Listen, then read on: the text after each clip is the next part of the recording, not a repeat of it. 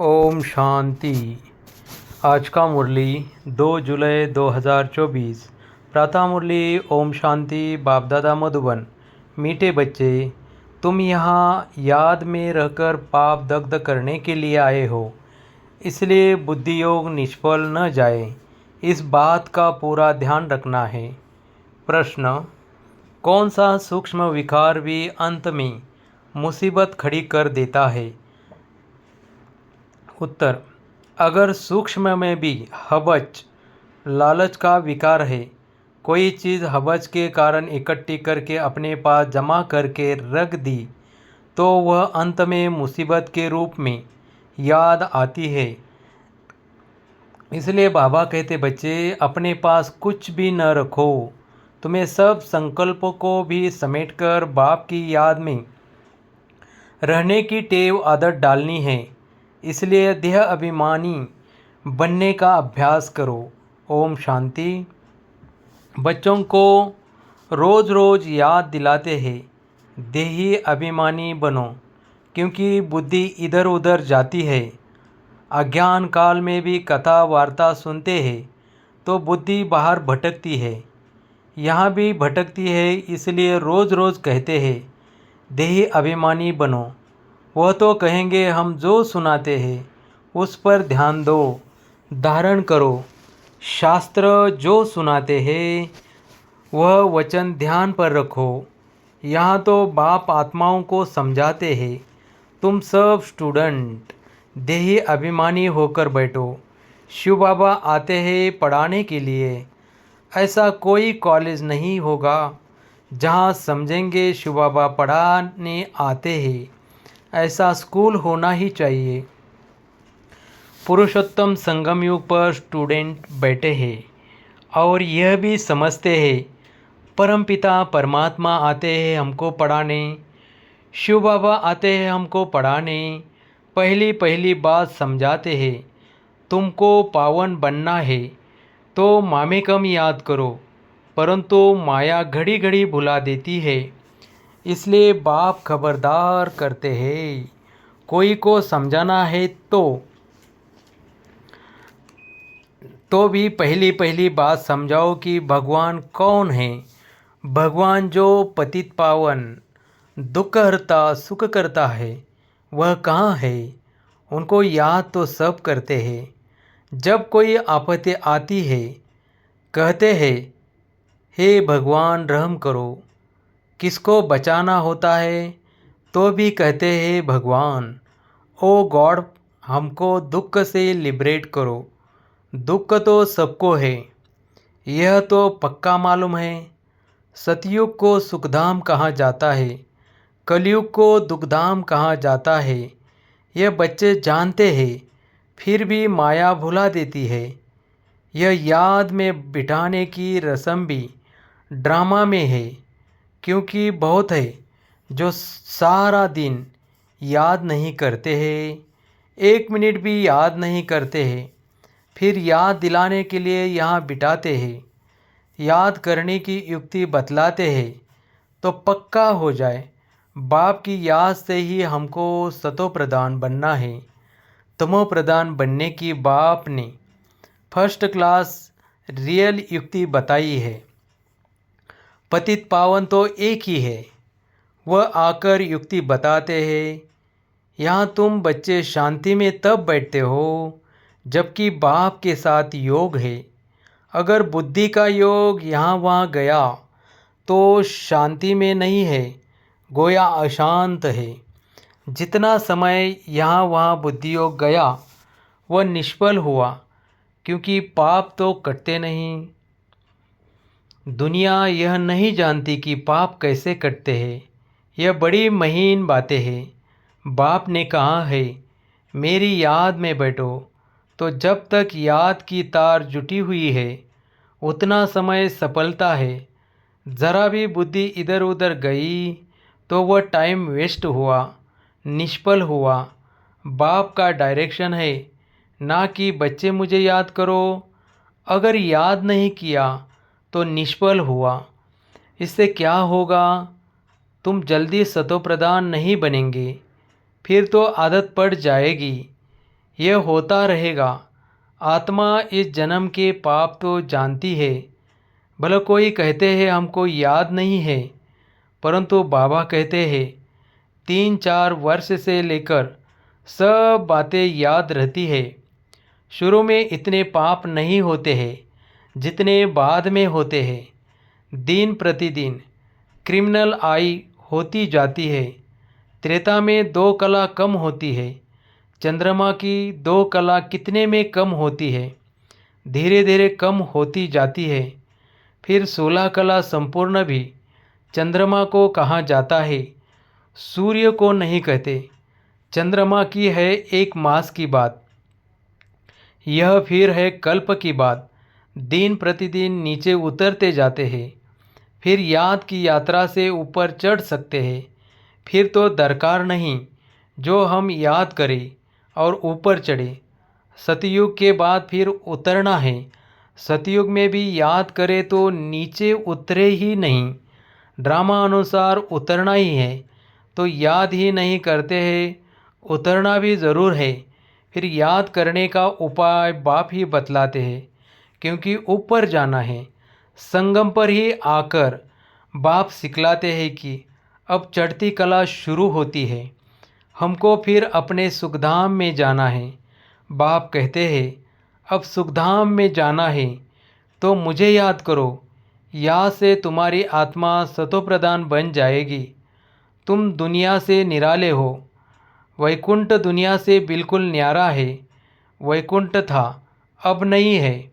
कल्प की आयु लंबी कर देने के कारण भूल गए हैं। अभी तुम बच्चों को तो वैकुंठ बहुत नज़दीक दिखाई देता है, बाकी थोड़ा टाइम है। याद की यात्रा में ही कमी है, इसलिए समझते हैं अभी टाइम है। याद की यात्रा जितनी होनी चाहिए उतनी नहीं है। तुम पैगाम पहुंचाते हो ड्रामा के प्लान अनुसार, कोई को पैगाम नहीं देते हैं तो गोया सर्विस नहीं करते हैं। सारी दुनिया में पैगाम तो पहुंचाना है। बाप कहते हैं मामे कम याद करो।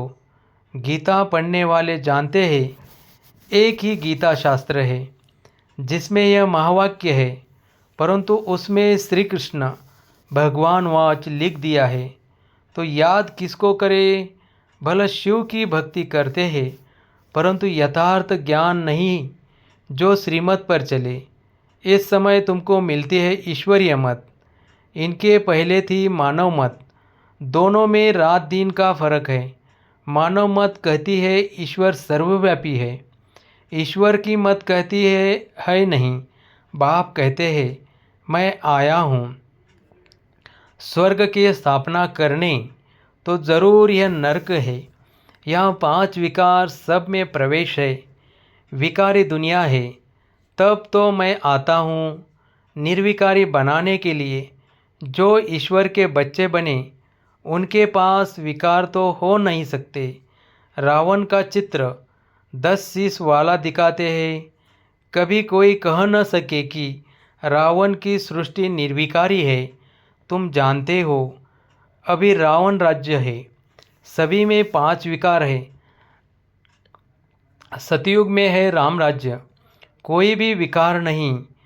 इस समय मनुष्य कितने दुखी है, शरीर को कितने दुख लगते हैं। यह है दुखधाम। सुखधाम में तो शारीरिक दुख भी नहीं होते। यहाँ तो कितनी हॉस्पिटल्स भरी हुई है।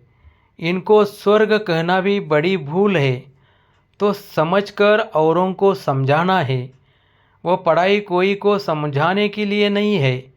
इम्तहान पास किया और नौकरी पर चढ़ा, यहाँ तो तुमको सबको पैगाम देना है। सिर्फ एक बाप थोड़ी ही देंगे। जो बहुत होशियार है उनको टीचर कहा जाता है, कम होशियार है तो उनको स्टूडेंट कहा जाता है। तुम्हें सबको पैगाम देना है, पूछना है भगवान को जानते हो? वह तो बाप है सबका। तो मूल बात है बाप का परिचय देना, क्योंकि कोई जानते नहीं है। ऊंचते ऊंच बाप है, सारे विश्व को पावन बनाने वाला है। सारा विश्व पावन था जिसमें भारत ही था, और कोई धर्म वाला कह न सके कि हम नई दुनिया में आए हैं। वह तो समझते हमारे से आगे कोई होकर गए। क्राइस्ट भी ज़रूर कोई में आएगा, उनके आगे ज़रूर कोई थे। बाप बैठ समझाते हैं, मैं इस ब्रह्मा तन में प्रवेश करता हूँ। यह भी कोई मानते नहीं कि ब्रह्मा के तन में आते हैं। अरे ब्राह्मण तो चाहिए। ज़रूर ब्राह्मण कहाँ से आएंगे? ज़रूर ब्रह्मा से ही तो आएंगे ना। अच्छा, ब्रह्मा का बाप कभी सुना? वह है ग्रेट ग्रेट ग्रैंडफादर। उनका साकार फादर कोई नहीं। ब्रह्मा का साकार बाप कौन? कोई बतला न सके। ब्रह्मा तो गाया हुआ है, प्रजापिता भी है। जैसे निराकार शिव बाबा कहते हैं। उनका बाप बताओ, फिर साकार प्रजापिता ब्रह्मा का बाप बताओ। शिव बाबा तो एडॉप्ट किया हुआ नहीं है, यह एडॉप्ट किया हुआ है। कहेंगे इनको शिव बाबा ने एडॉप्ट किया, विष्णु को शिव बाबा ने एडॉप्ट किया है। ऐसा नहीं कहेंगे। यह तो तुम जानते हो, ब्रह्मा सो विष्णु बनते हैं। एडॉप्ट तो हुआ नहीं। शंकर के लिए भी बताया है, उनका कोई पार्ट है नहीं। ब्रह्मा सो विष्णु, विष्णु सो ब्रह्मा, यह 84 का चक्र है। शंकर फिर कहाँ से आया? उनकी रचना कहाँ है? बाप की तो रचना है। वह सब आत्माओं का बाप है, और ब्रह्मा की रचना है सब मनुष्य। शंकर की रचना कहाँ है? शंकर से कोई मनुष्य दुनिया नहीं रची जाती। बाप आकर यह सब बातें समझाते हैं। फिर भी बच्चे घड़ी घड़ी भूल जाते हैं। हर एक की बुद्धि नंबरवार है ना। जितनी बुद्धि उतनी टीचर की पढ़ाई धारण कर सकते हैं। यह है बेहद की पढ़ाई। पढ़ाई के अनुसार ही नंबरवार पद पाते हैं। भला पढ़ाई एक ही है, मनुष्य से देवता बनने की, परंतु डिनाइस्टी बनती है। यह भी बुद्धि में आना चाहिए। हम कौन सा पद पाएंगे? राजा बनना तो मेहनत का काम है। राजाओं के पास दास दासियाँ भी चाहिए। दास दासियाँ कौन बनते हैं, यह भी तुम समझ सकते हो। नंबरवार पुरुषार्थ अनुसार हर एक को दासियाँ मिलती होगी। तो ऐसा नहीं पढ़ना चाहिए जो जन्म जन्मांतर दास दासी बने।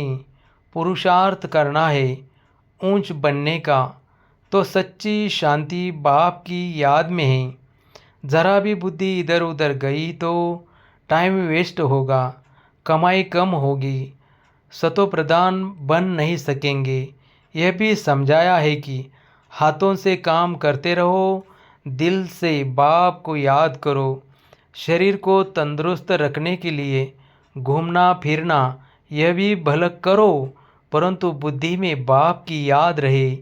अगर साथ में कोई है तो जुर्मई झुगमई नहीं करनी है। यह तो हर एक की दिल गवाही देती है।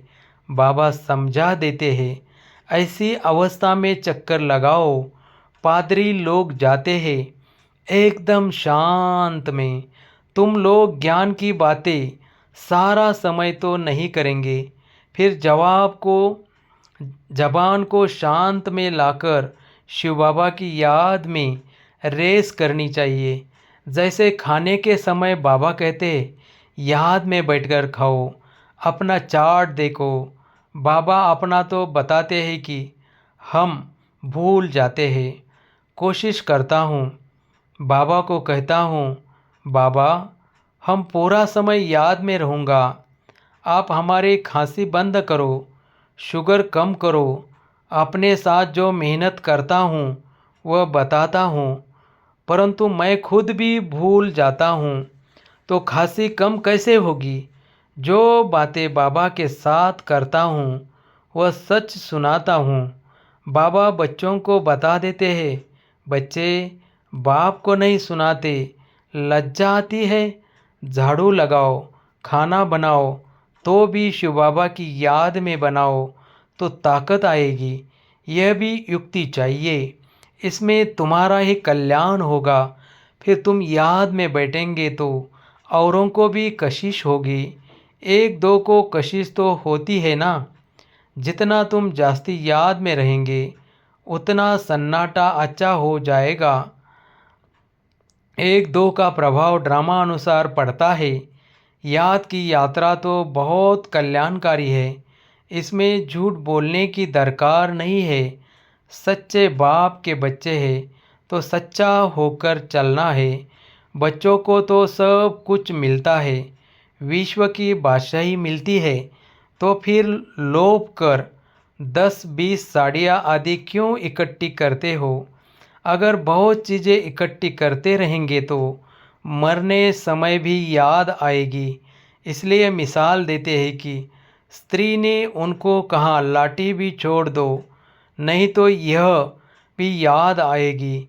कुछ भी याद नहीं रहना चाहिए, नहीं तो अपने लिए ही मुसीबत लाते हैं। झूठ बोलने से 100 गुना पाप चढ़ जाता है। शिव बाबा का भंडारा सदैव भरा रहता है।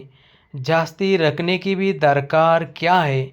जिसकी चोरी हो जाती है तो सब कुछ दिया जाता है। तुम बच्चों को बाप से राजा ही मिलती है तो क्या कपड़े आदि नहीं मिलेंगे? सिर्फ फालतू खर्चा नहीं करना चाहिए, क्योंकि अबलाएं ही मदद करती है स्वर्ग की स्थापना में। उनके पैसे ऐसे बर्बाद भी नहीं करने चाहिए। वह तुम्हारी परवरिश करती है तो तुम्हारा काम है उन्हों की परवरिश करना, नहीं तो 100 गुना पाप सिर पर चढ़ता है। अच्छा, मीठे मीठे सिखिल दे बच्चों प्रति माता पिता बाप दादा का याद प्यार और गुड मॉर्निंग। रूहानी बाप के रूहानी बच्चों को नमस्ते। धारणा के लिए मुख्य सार। फर्स्ट, बाप की याद में बैठते समय जरा भी बुद्धि इधर उधर नहीं भटकनी चाहिए। सदा कमाई जमा होती रहे, याद ऐसी हो जो सन्नाटा हो जाए। 2, शरीर को तंदुरुस्त रखने के लिए घूमने फिरने जाते हो तो आपस में झरमुई झुगमई परचिंतन नहीं करना है। जबान को शांत में रख बाप को याद करने की रेस करनी है। भोजन भी बाप की याद में खाना है। वरदान। निश्चय बुद्धि बन, कमज़ोर संकल्पों की जाल को समाप्त करने वाले, सफलता संपन्न भव। अभी तक मेजॉरिटी बच्चे कमज़ोर संकल्पों को स्वयं ही इमर्ज करते हैं। सोचते हैं पता नहीं होगा या नहीं होगा, क्या होगा। यह कमज़ोर संकल्प ही दीवार बन जाते हैं और सफलता उस दीवार के अंदर छिप जाती है। माया कमज़ोर संकल्पों की जाल बिछा देती है, उसी जाल में फंस जाते हैं। इसलिए मैं निश्चयी बुद्धि विजयी हूँ। सफलता मेरा जन्म सिद्ध अधिकार है। इस स्मृति से कमज़ोर संकल्पों को समाप्त करो। स्लोगन। तीसरा, ज्वालामुखी नेत्र खुला रहे तो माया शक्तिहीन बन जाएगी। ओम शांति। ओम शांति।